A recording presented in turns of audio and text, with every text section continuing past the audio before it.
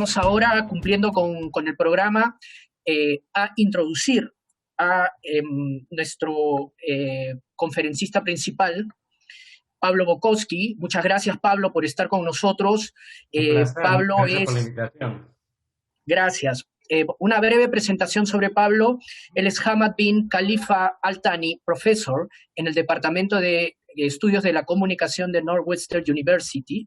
Él es director y fundador del Centro para los Estudios de Medios Digitales Latinos, ¿no?, de la misma universidad, y donde es también director del máster en el liderazgo de empresas creativas, ¿no? Es también cofundador y codirector del Centro de Estudios de Medios y Sociedad en Argentina, en coorganización con la Universidad San Andrés de Buenos Aires, y es un importantísimo autor, muy leído, probablemente uno de los autores más influyentes en el mundo en lo que toca a estudios de medios, influencia de los medios informativos en la sociedad. Quisiera con esto darle pase a Pablo, no sin antes una vez más agradecerle por su tiempo que nos está dedicando. Muchas gracias, Pablo, y estás en tu casa.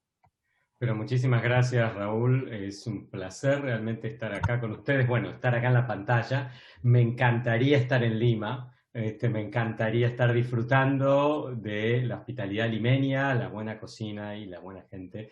Quedará, espero, para otra ocasión. De momento, por lo menos, tenemos la pantalla y nos comunicamos así. Yo lo que quisiera hacer es compartir pantalla. Voy a ver, díganme si lo están viendo. ¿Se ve ahí? Perfecto, Pablo, sí. Muy bien, vamos a hacer así. ¿Ahí ahora se ve? Sí, ¿Hola? Seguimos viendo. Seguimos viendo. Bueno, lo que quiero compartir con ustedes son algunas reflexiones acerca del presente de las audiencias y el futuro de los medios. Para motivar un poco la reflexión, quisiera presentar estas 4 cifras. La primera, 25.000 millones, más de 25.000 millones, lo redondeé, son la cantidad de computadoras, perdón, de teléfonos celulares móviles que se vendieron de 1998 al 2018. Solamente en el 2018 de esos se vendieron más de 1.650 millones de smartphones en el mundo. Pablo, no estamos viendo tu siguiente diapo, nos hemos quedado en la portada. A ver, ahora vamos a ver. ¿Así ahora? ¿Así la ven? No. ¿No? Espera que Tienes que hacer clic en la segunda, sí. Ok, no, que estaba en presentation mode. ¿Ahora? Ok. ¿Ahora sí se ve, Raúl? No, seguimos con la portada. Seguimos con la portada. ¿Así? Igual, seguimos con la portada. Debe estar compartiendo la presentación y no, digamos, en modo presentación, ¿no? O sea, no sé si me entienden. Está compartiendo el PPT, pero no en modo presentación. Ok. Esperen que voy a hacer algo que voy a compartir de vuelta. PowerPoint. Acá debería poder compartirse bien, ¿eh? ¿Ahora? Ahora sí. Ya, y si le das presentación... ¿Cómo?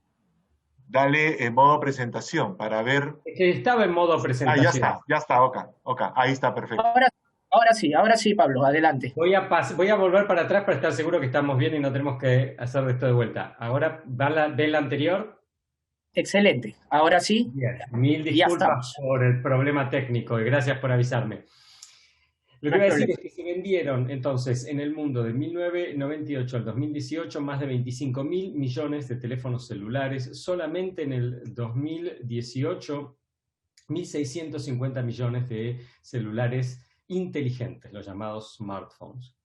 Los 3.500 millones son la cantidad de personas en el planeta que a finales del año pasado estaban en al menos una plataforma de las redes sociales. ¿Sí? Equivale al 42% más o menos de la población del planeta. Si uno piensa que hay una parte del planeta que por una cuestión etaria o de infraestructura tecnológica no se podría conectar a las redes aunque quisiera, porque tiene 2 años de edad y no sabe cómo operar un teléfono, o porque vive en un lugar del mundo en el cual no hay conectividad, estamos hablando de más del 50% de la gente que se puede conectar, se está conectando a las redes.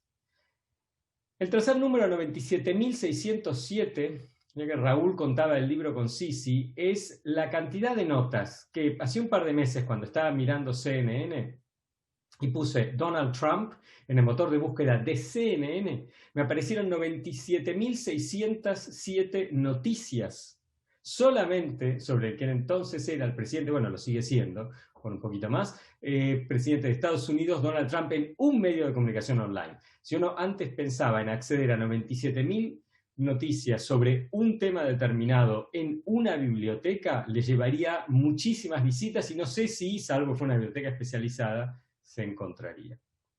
El número 14.000 remite a la cantidad de títulos que hay disponibles en streaming services, acumulando todas las plataformas en todo el mundo. En los distintos países hay menos, obviamente, por una cuestión de derechos de propiedad, pero cada uno de estos títulos tiene, en caso, por ejemplo, de ser series de televisión, tiene muchísimos episodios, con lo cual hablamos de horas y horas y horas, vidas enteras destinadas a ver lo que hay online. Si uno simplemente durmiera 8 horas y el resto del tiempo se la pasara viendo streaming services, posiblemente podría pasarse años enteros de su vida sin hacerlo.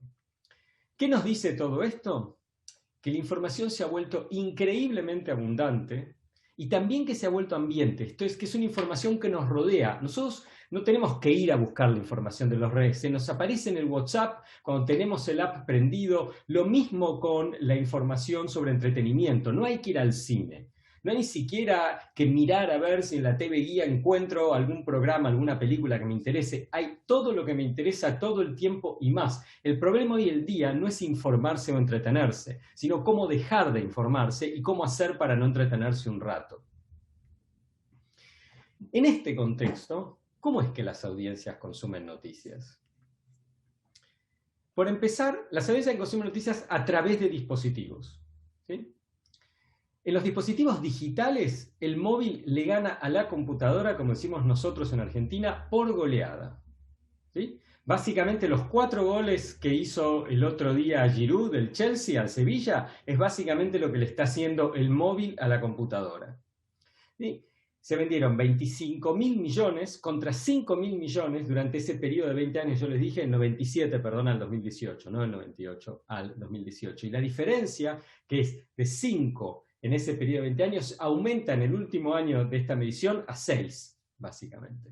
Entonces, claramente es en cuanto a dispositivos, gana el móvil. En los tradicionales, lo que vemos es que la televisión se mantiene, no crece, y si vieron las últimas mediciones de publicidad, el informe que salió hace 2 días, que por primera vez en Estados Unidos se destina más dinero a la pauta publicitaria digital que a todos los otros medios tradicionales juntos, ve que la televisión está estable, digamos, es a un 20% más o menos de la torta publicitaria, no va a subir, por ahora no está bajando. El papel nos está dando su despedida y poco a poco va a ser una rareza o eventualmente un objeto de museo, un objeto de colección, como los discos de vinilo, en cierto sentido.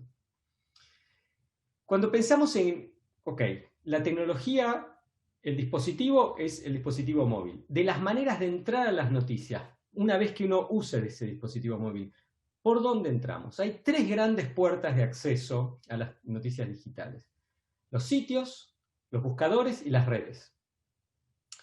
Estas distintas puertas de acceso tecnológicas tienen distintos perfiles de usuarios. A los sitios, que solía ser el gran lugar de entrada, cuando yo empecé a estudiar esto era más del 50% del tráfico que iba a través de la home, hoy en día es para quien va a tener un paneo general de las noticias y una mirada relativamente superficial, en el sentido que quiere ver de muchas noticias, pero de ninguna en profundidad. Los buscadores es para quien va a ver algo puntual y va en profundidad. En general, quien busca noticias en buscador mira más de una fuente en distintos sitios, en lugar de mirar más de una noticia en un mismo sitio. Y quien mira en las redes no va a mirar noticias. a las redes, salvo a Twitter, no se va a mirar noticias. Y Twitter es una red, como ahora voy a contar, y como posiblemente la audiencia sabe, una red bastante menor en cuanto a la penetración en la población. Muy importante para los periodistas y los políticos y los influyentes en la opinión pública, pero muy menor para el resto de la población. Quien está en las redes y se entera incidentalmente. Está en las redes para contar qué le pasa en su vida y para ver cómo es la vida de los otros. Y entonces alguien posteó una noticia, o alguna vez le dio un like a la página del comercio, y entonces, digamos, el algoritmo le empieza a tirar noticias del comercio. Pero no es que se va a buscar noticias a las redes, se informa como subproducto de estar ahí, y es una información muy mediatizada por las relaciones sociales que se tienen en las redes. ¿Sí? O sea, de acuerdo a los contactos que yo tengo, son las noticias con las que incidentalmente me choco. Si uno mira la evolución histórica de estas tres puertas de entrada, ¿sí? Los sitios que era la gran puerta de entrada y las otras eran chica y chiquitita, se han ido achicando, crecieron los buscadores hasta llegar más o menos un 30% y crecieron mucho las redes y suben y suben y suben las redes. Hoy en día las redes le ganan a los buscadores no por goleada, 3-2, posiblemente 2-1, ¿sí? Y les ganan los dos a los sitios cómodamente. Si uno lo piensa en un contexto de información abundante y ambiente, las redes son ideales, porque en las redes está la información. Yo entro y navego en información que me da vuelta, que no tengo que ir a buscar, especialmente como cuando pongo una búsqueda en un motor de búsqueda. Les decía recién que cuando hablamos de redes es muy importante entender que no se puede hablar de el conjunto, así como no se puede hablar de todos los medios. Hay que hablar de las distintas redes porque tienen distintos tamaños y distintas culturas. Facebook es la red más grande, con 2.600 millones de cuentas activas. Crece, pero crece a un ritmo relativamente lento en comparación con WhatsApp y sobre todo Instagram. WhatsApp es un servicio de mensajería, pero en América Latina y en otros lugares del mundo es una plataforma, y cuando uno le pregunta a la gente por las redes en las que está, en general la primera que sale en las entrevistas, en las encuestas, es WhatsApp. Instagram ha crecido muchísimo y ha crecido muchísimo para el consumo de noticias. Muchísimo. Hoy en día Instagram está básicamente un 40% de Facebook. Cabe aclarar, para quien no lo sepa en la audiencia, que Facebook, WhatsApp e Instagram como plataformas son todas parte de una misma empresa, que es Facebook, la empresa. O sea que Facebook, si hablamos de redes, Facebook es el gran jugador del momento. Es como si uno sumara Bayern Múnich, Manchester City, Barcelona y Real Madrid en un gran equipo y después jugarán los otros. Twitter es una red pequeña, comparativamente hablando, es casi un décimo de lo que es Facebook, es un tercio de Instagram, es una red de nicho para gente que busca información, de vuelta muy influyente en el contexto periodístico, muy influyente, si se quiere, en la labor académica, en la labor de las profesiones del conocimiento, pero no a nivel masivo. Y Snapchat es una red que está entrando fuertemente, ya ha entrado desde hace un par de años fuertemente entre los más jóvenes. TikTok está debajo, también está entrando muy fuertemente entre los más jóvenes, compitiendo en ese mercado con Snapchat. Además de distintos tamaños, las redes tienen distintas culturas. Yo suelo decir que Facebook es como el centro comercial, ¿no? Son esos lugares donde está todo.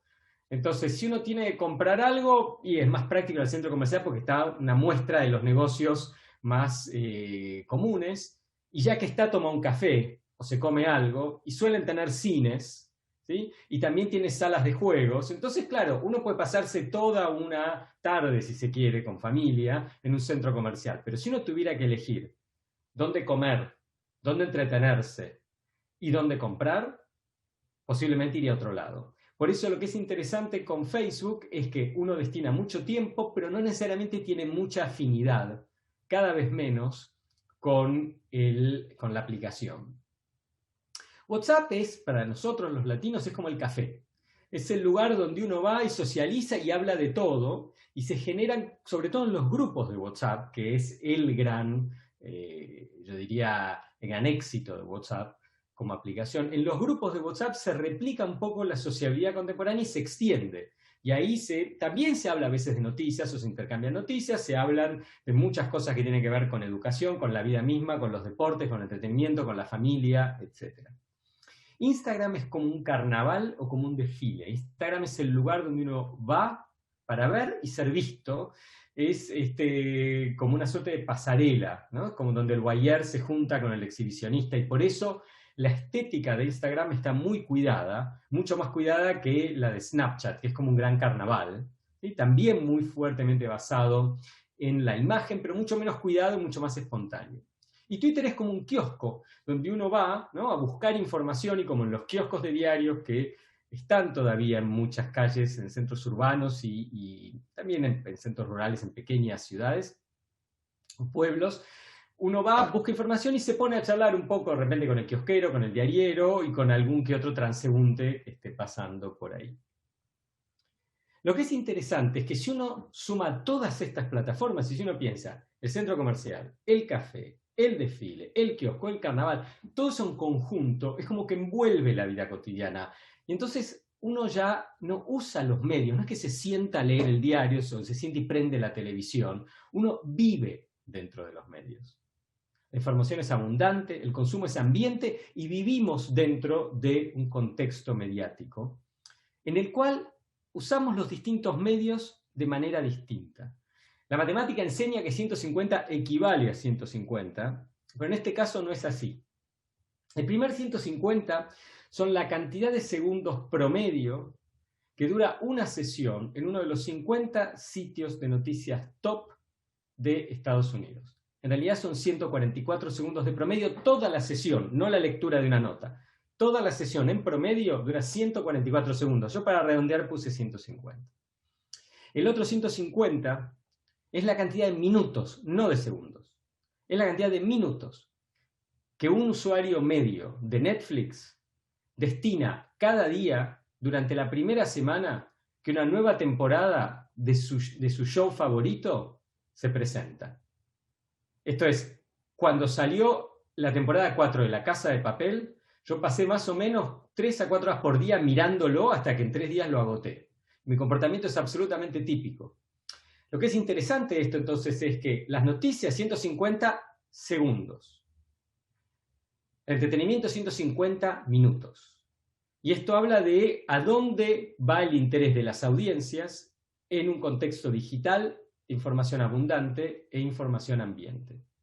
Además de eso, pensémoslo, si consumimos noticias mayormente en redes, y en redes el consumo es incidental, sabemos que cuando estamos ahí, el consumo es breve e interrumpido. Entonces, estamos en las redes, fuimos a mirar algo, miramos eso, después salió otra cosa y lo interrumpo. Hay un cálculo que han hecho unos colegas de la Universidad de Stanford que entre los jóvenes, una pantalla en la computadora dura en promedio 12 segundos. Están estudiando cuánto dura en el celular. La hipótesis es que es entre 5 y 7 segundos. Entonces yo pregunto, ¿cómo hacemos para contar una historia en 12 segundos? Y en 5 o 7, pensemos. 1, 2, 3, 4, 5, 6, 7, el lector se fue. Eso es una foto, un título y tal vez la lectura de una bajada. El texto quedará para otra ocasión. La otra cosa que es interesante y que alude al ejemplo que yo decía que 150 no es 150 y mi consumo de Casa de Papel, la serie española de Netflix, podría haber dicho lo mismo con el Queen's Gambit, el gambito de dama, que ahora ha sido muy popular, es que el binge watching es muchísimo más frecuente para entretenimiento que para noticias. Hay gente que se la pasa mirando noticias, pero es una porción muy menor del público noticioso. Comparado con el entretenimiento, mucha más gente hace binge watching de entretenimiento. Y es por eso que el nivel de apego que hay a las noticias en formato digital es bajo, comparado con otros productos informativos. Y el de emocionalidad es muy alto. ¿Sí? Hoy en día interpretamos el contenido periodístico con el corazón y después lo procesamos con la cabeza. Y las noticias nos hacen sentir en general, o lo que sentimos con las noticias son emociones más que nada negativas. Esta es una nota que hicimos para un medio de comunicación norteamericano con una colega de la Universidad de Pensilvania, resumiendo un artículo científico con el cual estudiábamos cuáles eran las emociones que los norteamericanos asociaban con la lectura de noticias sobre el presidente Trump durante los primeros 10 meses que estuvo, que fue presidente, de enero a octubre del 2017. Y las tres emociones que predominaban eran enojo, frustración y sentirse sobrepasado. Si le sumamos a que las emociones son negativas y la confianza es baja, que confiamos muy poco en las noticias que leemos, incluso de los medios que consumimos confiamos menos de la mitad de lo que nos dicen. Y miren, en redes solo 22% tiene una confianza alta, ¿sí? O confía en la noticia que encuentra en las redes. Eso no deja de hacer que se encuentre con noticias y que las mire, pero les cree poco. Si nos hace sentir mal y le creemos poco, lo que hacemos es evitarlas. Cada vez más evitamos las noticias. Estos son los datos de Reuters del 2019 de los patrones de evitación, ¿sí? En los 6 países de las Américas que midieron, y es una tendencia a la baja. ¿Sí? O sea, cada vez se evita más, digamos, el contacto es, la tendencia en realidad a la evitación es a la alta. Entonces, ¿qué es lo que pueden hacer los medios frente a un escenario de este tipo?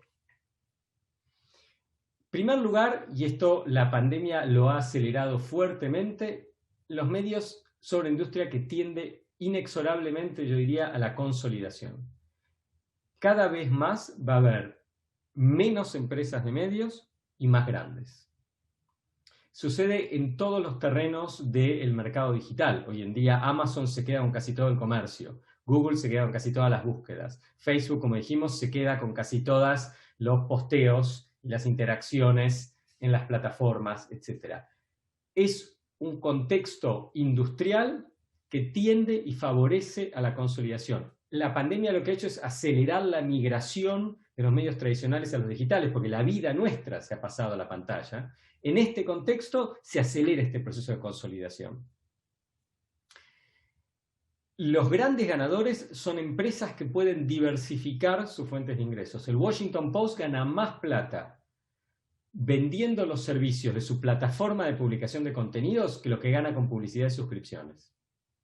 ¿Sí? ARC, la plataforma del Washington Post, representa muchas más fuentes de ingresos que lo que gana por esto. Los grandes ganadores del futuro van a ser empresas que puedan tener un modelo de negocios altamente diversificado, ¿sí? Y que puedan ofrecer no solamente noticias en esta plataforma y en esta otra plataforma, sino toda una serie de productos y servicios asociados a el consumo de noticias y a la información digital.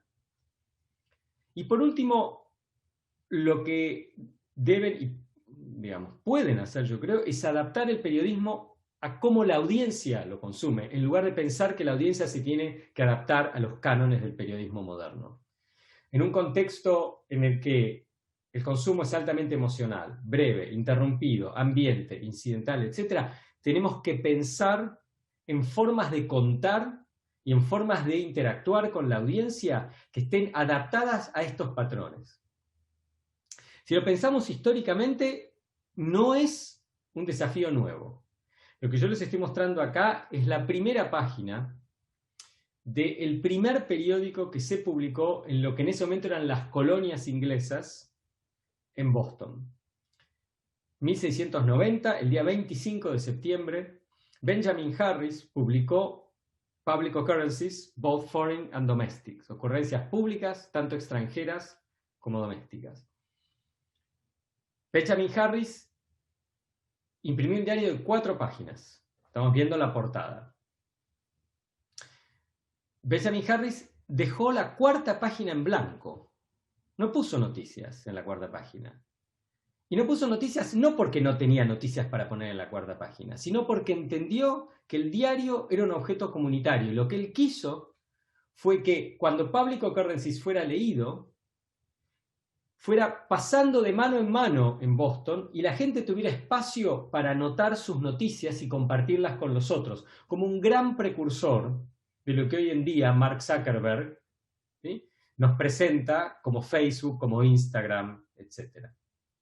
Entonces, el desafío de los medios hoy en día no es solamente inventar el futuro, sino volver al futuro y volver al espíritu que tenía Benjamin Harris en 1690, de no solo contar historias, sino proveer una plataforma para las audiencias para contar las suyas. Muchísimas gracias.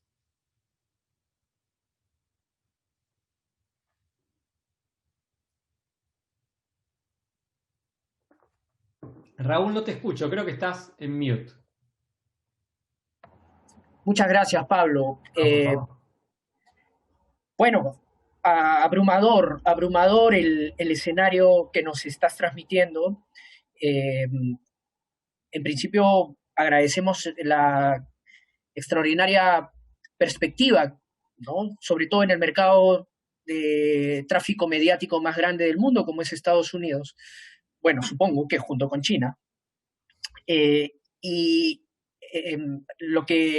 Lo que quisiéramos agradecer también es el enfoque por el cual tú nos estás mostrando que la actividad informativa no es algo que únicamente sea tarea de profesionales de la información y que las audiencias únicamente sean audiencias que escuchan noticias, ¿no? Lo que nos estás mostrando es esta transformación de las ecologías en la cual los seres humanos vivimos, ¿no?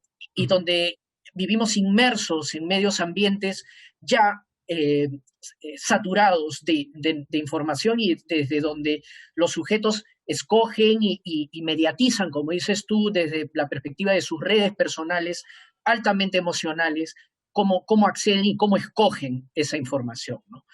Muchísimas gracias por ello. Vamos a abrir la ronda de preguntas. Sí, tenemos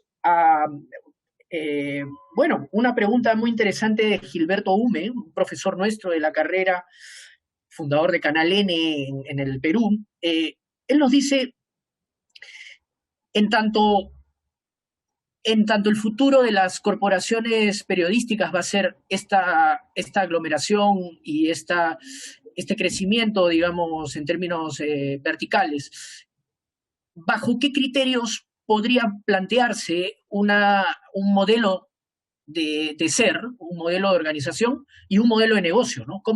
¿Cómo las organizaciones periodísticas podrían afrontar su viabilidad económica en este horizonte, ¿no? Bueno, yo creo que tiene que ver con, digamos, hay cuestiones básicas del gerenciamiento, y muchas gracias por la pregunta, Gilberto, de cualquier organización que tiene que ver con estructura de costos bajos. Las empresas de medios de comunicación, históricamente, durante la segunda mitad del siglo XX, se acostumbraron a tener organizaciones con muchos costos fijos. Y eso era posible porque tenía una posición entre monopolio natural o oligopolio natural, sino en la mayoría de los mercados. Hoy en día eso es imposible. Entonces el primer punto, pero básico, es pasar a tener estructuras de costos fijos relativamente bajos, estructuras ágiles, cosa que es el ABC de cualquier emprendimiento. Lo que pasa es que es un cambio cultural en las empresas de medios. Y todavía se ven retazos un poco de la cultura anterior, que no digo que fuera mala, pero no, quizás era buena, pero para este caso no sirve. Eso, punto uno, es lo básico, me parece a mí. Punto dos, yo creo que tiene que ver con diversificar altamente las fuentes de ingresos. ¿A qué me refiero con esto? No se trata solamente de publicidad y o suscripciones. Yo creo que tiene que ver con productos premium, organización de eventos, toda una serie de, como una gama, una suite de productos y servicios, porque eso de alguna manera acolchona el impacto negativo que pueda tener la fuente de ingresos en una sola categoría, que es lo que le pasó a los medios de comunicación. Con el tema de suscripciones yo soy muy escéptico. Yo creo que hay muy pocos jugadores en el mercado, en muy pocos mercados, que lo pueden viabilizar, y lo que muestran los estudios es que incluso en los países donde hay más receptividad frente a esto, la gente se suscribe a uno, no se suscribe a más de uno. Así que yo no pondría mucha fe en eso. Yo creo que hay otras formas de conseguir ingresos. Muchas gracias, Pablo. Te transmito una pregunta de Francisco Javier, que es interesante, puesto que recupera también un tema del panel anterior, ¿no? Y habla acerca de la educación,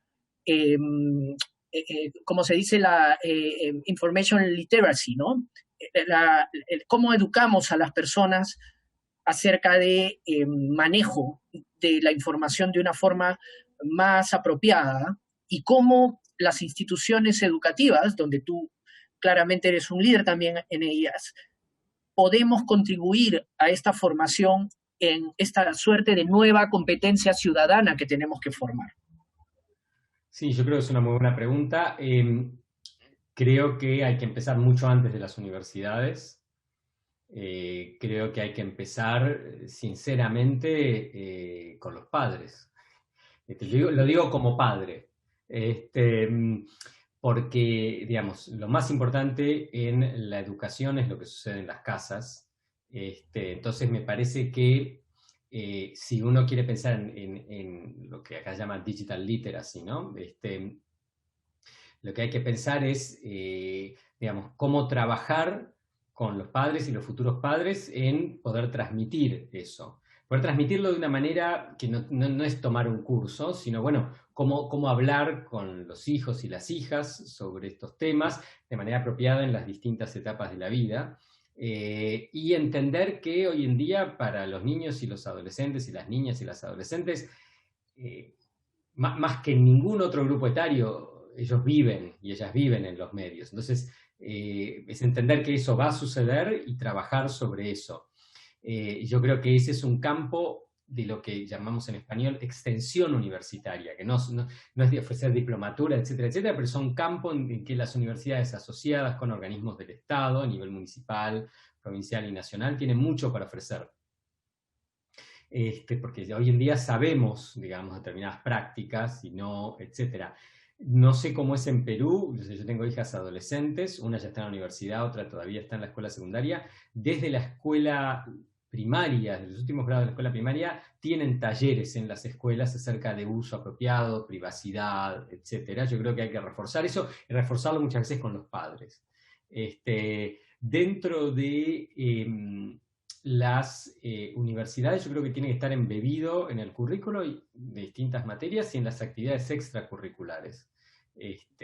Porque no pensándolo como un factor limitante, me parece a mí, sino pensándolo como un factor de potenciación de capacidad de la tecnología. O sea, estas tecnologías, así como nos presentan a veces escenarios distópicos, también nos presentan enormes posibilidades de liberación y de emancipación y de creatividad. No se trata de, para mí cuando hablamos de educar, o trabajar con los padres, trabajar con los niños, adolescentes, estudiantes universitarios, no se trata de limitar y decirles esto es lo malo, no lo hagan. Sino sobre todo decir, bueno, mire todo lo que se puede hacer, ¿no? Todas las cosas maravillosas que se pueden hacer con la tecnología de este tipo que no se podían hacer antes, como por ejemplo tener estas interacciones, que en el medio de una pandemia pues nos podemos comunicar, podemos interactuar, intercambiar ideas. Hace 40 años no lo hubiéramos podido hacer. O sea, sinceramente, ¿no? Entonces me parece que se trata de eso, porque muchas veces cuando se habla de estos temas se habla como algo limitante o incluso punitivo. Y me parece que es un enfoque desacertado, porque el motivo por el cual el 50% de la población mundial básicamente está en las redes es porque las redes le dan algo positivo. Si no, no lo estarían. Todo el discurso distópico de los medios, etcétera, etcétera, no está totalmente desfasado de la realidad de la gente.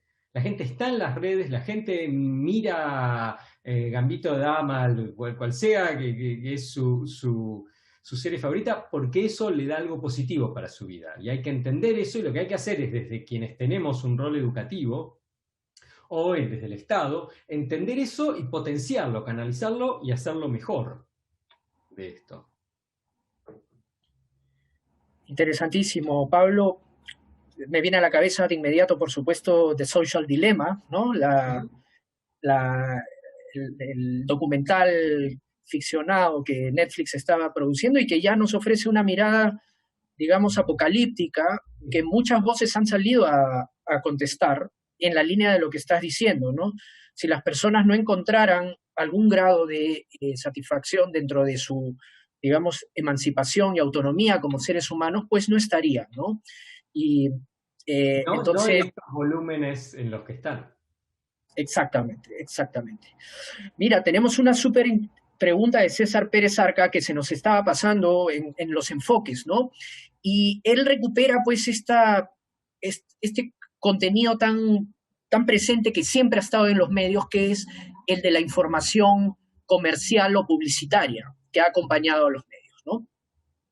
¿Qué rol están jugando ahora? ¿Cuál podría ser su nuevo escenario? ¿Qué misión, en todo caso, podría situarse en los anunciantes, si es que existe algún margen para ello? O sea, la publicidad existe porque es la manera en que los anunciantes se comunican con la audiencia.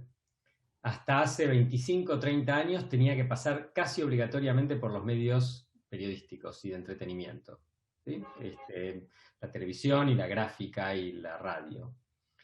Lo que ha pasado con el mundo digital es que poco a poco se han hecho un puente a estos medios que ya no intermedian, y hoy en día, como la audiencia está mayormente en los buscadores y en las redes, ahí es donde está la publicidad. En Estados Unidos, de la publicidad de display, ¿sí?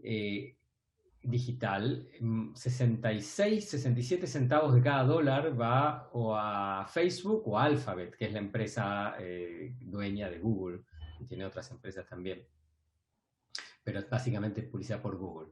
Entonces, el futuro es no muy positivo para las empresas periodísticas en este contexto. Se quedan básicamente con las migas de la torta publicitaria hoy en día, y yo creo que si no escuchan a las audiencias, si no adaptan el periodismo a las audiencias, se van a quedar con cada vez menos.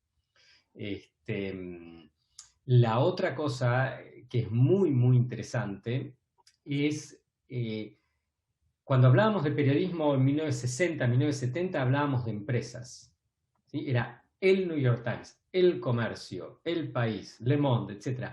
Hoy en día cada vez más hablamos de periodistas. Había muchas menos firmas en aquel entonces, ¿sí? Hoy en día hay muchas más firmas. Y lo mismo está pasando con la circulación de influencia en las redes. Cristiano Ronaldo creo que es la persona que sigue teniendo más cantidad de seguidores en Instagram, ¿sí? Entonces, es mucho más valioso sponsorear un posteo sponsoreado de Cristiano Ronaldo que un posteo sponsoreado en el Corriere della Sera, o una publicidad en el Corriere della Sera, no un posteo sponsoreado, pero una publicidad en el Corriere della Sera. Digo porque Ronaldo juega en Italia en este momento. Entonces, me parece que ese es otro tema a entender, y yo me imagino que en un futuro no muy lejano los periodistas y las periodistas más exitosos y exitosas van a empezar, bueno, ya hay casos que tienen publicidad ellos y ellas en sus cuentas en Instagram y demás.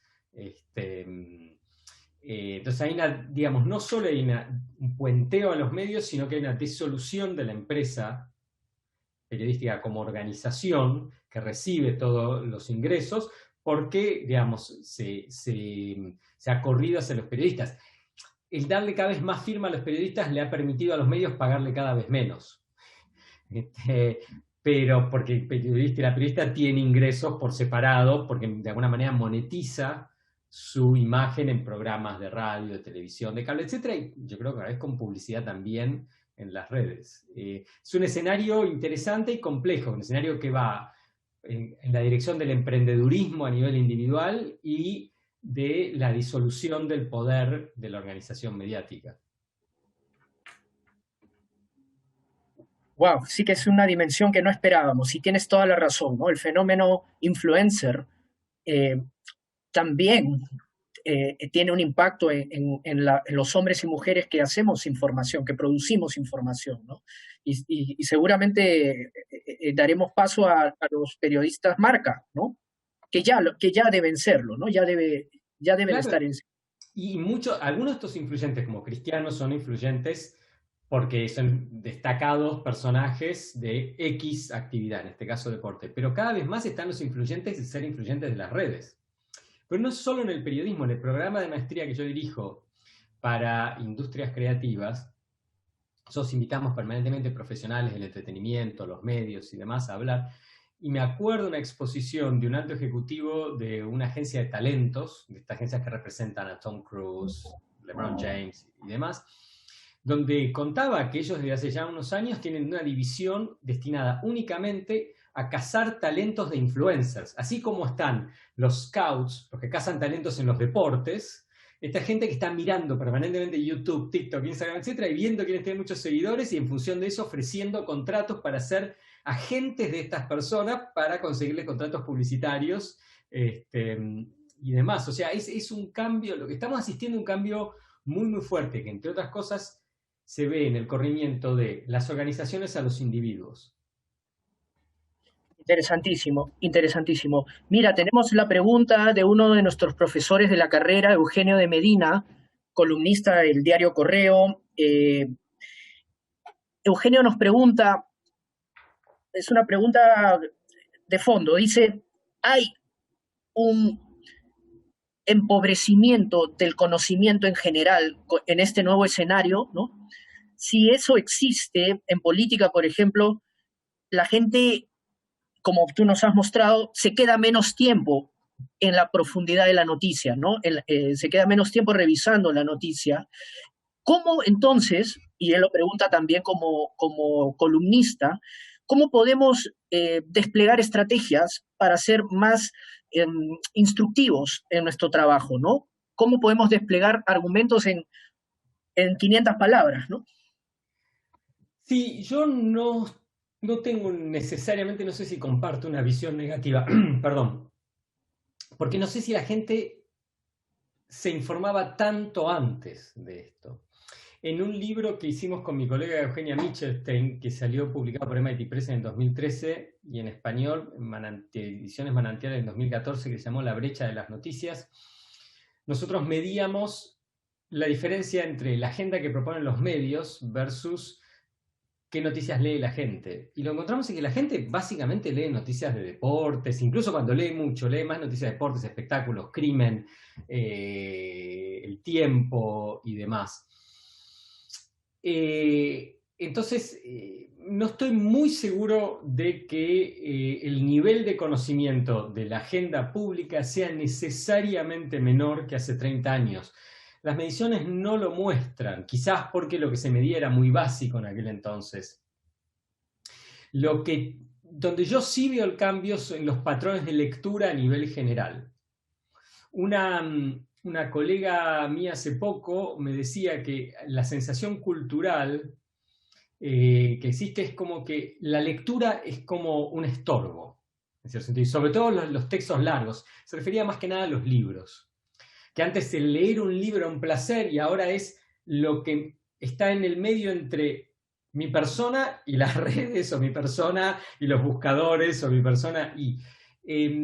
pero yo no sé si antes la gente estaba tan informada y no sé si cuando sucede un evento puntual la gente no se informa mucho, porque eso es interesante y también está bastante medido, que es que cuando hay una crisis política, económica, ambiental, etcétera, aumenta muchísimo el consumo de noticias sobre esa temática. Que es algo que históricamente siempre existió. Mi colega Michael Jackson de la Universidad de Columbia llama esto el ciudadano monitorial. Es un ciudadano que, digamos, no está permanentemente prestando atención a temas de política y de asuntos públicos, pero cuando está monitoreando y cuando pasa algo importante, inmediatamente va y le presta atención. Así que yo entiendo y valoro la pregunta. Digamos, no estoy del todo convencido de que este sea un escenario peor para el conocimiento promedio de la ciudadanía sobre temas políticos. Sí creo que es un escenario donde hay mayor crispación y mayor contenido emocional en la manera en que procesamos la información. ¿Sí? Y eso sí es un cambio de los últimos 25 a 30 años. Gracias, Pablo. Bueno, me voy a permitir hacerte una pregunta personal, o sea, digamos, unas preguntas que me estoy formulando en estos días de crisis política en el Perú y que hemos identificado con muchos colegas aquí en el Perú con respecto al modo como el establishment político de nuestro país y las organizaciones periodísticas manifestaron una disociación amplia, una brecha muy amplia con el sentir de la mayoría en la opinión pública, ¿no? Eh, cuando, cuando se produce la vacancia de nuestro antiguo presidente, eh, el señor Vizcarra, las encuestas decían que el 90% de los peruanos, según el Instituto de Estudios Peruanos, no estaba de acuerdo con esa vacancia. Y casi 6 de cada 10 peruanos hizo algún modo de protesta, salió a las calles, tuvo prácticas de cacerolazo, que creo que conoces bien, ¿no? Exacto. Tuvo prácticas de clicktivismo muy activo, ¿no? 6 de cada 10. Pero los medios tuvieron, o mejor dicho, los profesionales de la información tuvieron un tipo de comportamiento que quizás podría, en el mejor de los casos, decirse que apeló mucho a la neutralidad, ¿no? Sin hacer un adecuado framing de la situación, ¿no? Y bueno, ni qué decir del establishment político cuando nuestro primer ministro declaró públicamente que no entendía qué estaba pasando, ¿no? Antero Flores. ¿Cómo estás leyendo tú esa posible brecha entre algún tipo de, digamos, de canal o frecuencia por donde están yendo los medios profesionales y otro canal, otra frecuencia por donde están yendo las movilizaciones ciudadanas o como se dice, las culturas conectivas, ¿no? Como dice José Bandijo o Lance Bennett, ¿no? Existe esa brecha y de serla, ¿cómo podemos afrontarla, ¿no? Sí, es una excelente pregunta. No puedo comentar de los particulares de la situación peruana porque no la he seguido en detalle y pido disculpas por eso. Así que o sea, yo puedo comentar el fenómeno general, pero no por esto. Lo que sabemos, a ver, los medios de comunicación de noticias, los medios líderes, no digo los medios, digamos, tabloides, más populares y demás, que tienen otro modelo, pero los medios líderes históricamente siempre tuvieron dos públicos. El público de élite, de los 500 a 1000 tomadores de decisiones en país, provincia, ciudad, ¿sí? Depende de la jurisdicción, y el resto de la población a la que llegaban. Siempre tuvieron esos dos públicos. En la mayor parte de los medios, la influencia de marcar la agenda en los tomadores de decisiones tenía que ver con cuánto lo seguían la población en general, ¿sí? En la mayor parte de los medios, salvo quizás en los medios financieros donde es un esquema distinto un poco. Históricamente, posiblemente desde la década del 80 en adelante, 90, se ha ido ensanchando cada vez más la brecha entre la agenda de las élites y la agenda de la ciudadanía. No es algo nuevo. No es algo nuevo para nada. ¿Sí?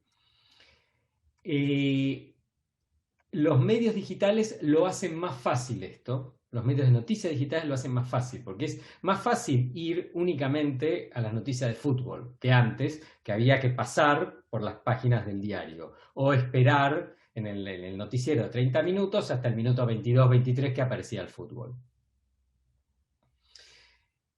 Las redes hacen todavía esto, las redes y los buscadores, muchísimo más fácil. Entonces, este no es un fenómeno que lo crean los medios, es un fenómeno que tiene que ver, yo creo, como, digamos, no soy cientista político, conozco un poco de comunicación política, pero no es mi especialidad, pero creo que tiene que ver con una disociación general entre las élites y la ciudadanía, que tiene que ver mucho con una visión bastante tecnocrática de la gobernabilidad, bastante alejada de los intereses de la ciudadanía, por un lado, y por otro lado, con que era posible para los medios seguir manteniendo este modelo, ¿sí? Incluso con cierta brecha, cuando no tenían competencia. En Estados Unidos, para los diarios, por ejemplo, el 97% de los mercados metropolitanos en Estados Unidos tenía un solo diario en la época de oro. O sea, eran monopolios. Entonces, cualquier anunciante tenía que ir, digamos, quería llegar a la ciudadanía, tenía que ponerle plata de publicidad. Entonces, los medios podían decir lo que querían a las élites, porque total, igual lo iban a comprar. Y la gente en parte lo compraba por la publicidad y porque había suficientes noticias de deporte, espectáculo, etcétera, y listo. Hoy en día esto ya no es así, entonces se rompe esa ecuación. Y cuando se rompe esa ecuación, se potencia la divergencia entre las élites y el público masivo. Y en las redes se hace todavía más difícil esa comunicación.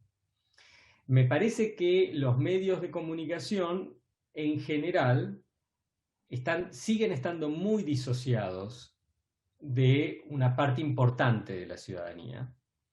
E incluso cuando tratan de acercarse, lo hacen con una actitud pedagógica, como para decirles lo que está mal de lo que hacen, piensan o sienten, educativa, si se quiere, no pedagógica, o incluso higienista en algunos casos, en lugar de retratar sus perspectivas. Hay motivos obvios por los cuales esto sucede, y no digo que esté mal que estén disociados, pero están disociados. Pasó en Estados Unidos con, digamos, la elección del 2016. ¿Sí?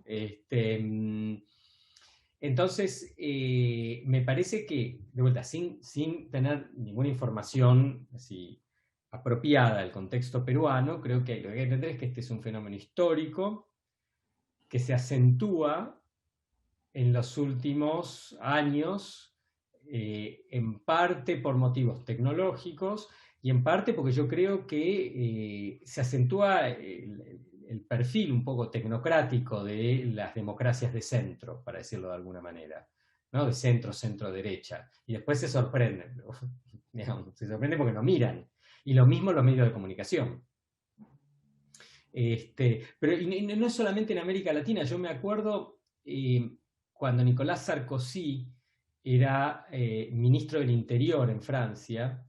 Ustedes se acuerdan, hace muchos años, antes de ser presidente, hubo desórdenes importantes en la periferia de París, lo que en francés se llama la banlieue, en sectores altamente marginados y desfavorecidos.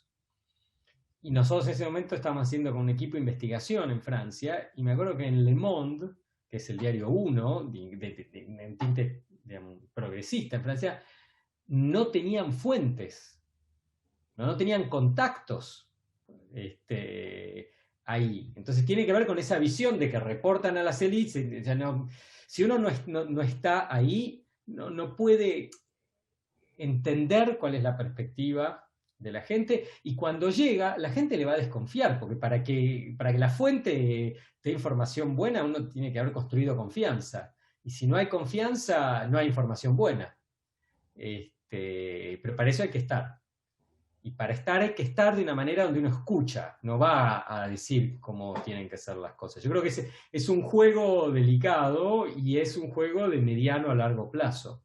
Esto, insisto, sin conocer nada, no sé si se aplica o no al contexto peruano, lo estoy aplicando a nivel general por lo que yo sé. Puede ser que no tenga nada que ver con el contexto peruano, pero bueno, son las reflexiones que yo puedo hacer dada la pregunta. No, aplica absolutamente. Te agradezco mucho además el punto de vista comparativo, porque en efecto conversaba ayer con uno de nuestros próximos expositores, con Luis del Valle, que es contribuidor de cadenas como Netflix o como Al Jazeera o como Discovery, CNN, ¿no? Es un proveedor de información para cadenas, y me decía lo complicado que estaba haciendo para él acceder a fuentes informativas en la actual coyuntura peruana desde sus contactos clásicos, tradicionales, ¿no? Porque los contactos que él tenía al momento de producir sus reportajes eran pues otros colegas de medios, pero ahora, incluso a nivel visual, no hay tomas, por ejemplo, ¿no? Las mejores tomas, las mejores capturas, las mejores perspectivas son de los propios ciudadanos que registran con sus equipos móviles, ¿no? Lo hemos visto ya no está con nosotros Bruno Takahashi, pero él contó un poco acerca de lo de Black Lives Matter y cómo también las mejores perspectivas vienen de capturas ciudadanas, ¿no? De capturas de información y de imágenes ciudadanas, ¿no? De audios incluso, que son reveladores. Bueno, Pablo, voy a hacer una última pregunta ya para hacer la despedida. Te agradezco muchísimo por tu disponibilidad. Ha sido una conferencia magistral. Tengo comentarios internos de profesores y de directivos, digamos, plenamente satisfechos y realmente, digamos, admirados con el trabajo tan riguroso, muchas gracias. Tan riguroso de tu parte. La última pregunta precisamente apunta a deberes ciudadanos, ¿no? Tienen las organizaciones periodísticas, tienen las instituciones que emiten información y que tienen ciertas atribuciones tutelares en la sociedad, la obligación de ejercer un rol de docencia ciudadana, o más bien habría que mantenerse en un paradigma, en mi opinión, del siglo XX más, que busca esta objetividad o neutralidad, ¿no?, frente a las cosas, la información pura y dura, como se solía decir, ¿no? Sí,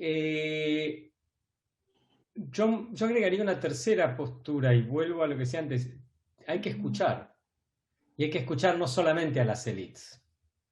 Hay que escuchar. Y hay que escuchar con humildad y reportar lo que pasa en la sociedad en un conjunto, tomando un conjunto muy variado y amplio de perspectivas. Ser un poco un espejo de la sociedad misma, no solamente de un segmento de la sociedad, las élites, que es lo que el periodismo ha hecho tradicionalmente, ¿no? Me parece que en el momento actual eso ya no es viable, en cierto sentido. Así que en eso yo creo que hay que volver al futuro, ¿no? Hay que volver a contar, pero a escuchar también, y a dar la posibilidad de compartir. Creo que un poco se cifra ahí parte del futuro de los medios, un futuro que podría haber sido hace 300 años, pero que todavía se puede construir. Bueno, muchas gracias, Pablo. Estamos muy contentos de haberte escuchado y bueno, te tomamos la palabra. Esperamos que el próximo año quizás puedes visitar Lima. La universidad está para lo que quieras, para compartir investigaciones, que también es nuestra finalidad. Pero claro, y para que conozcas un poco de las playas y la gastronomía peruana. Me encantaría, me encantaría. Ojalá que se pueda realizar y muchísimas gracias nuevamente por esta invitación, ha sido un placer.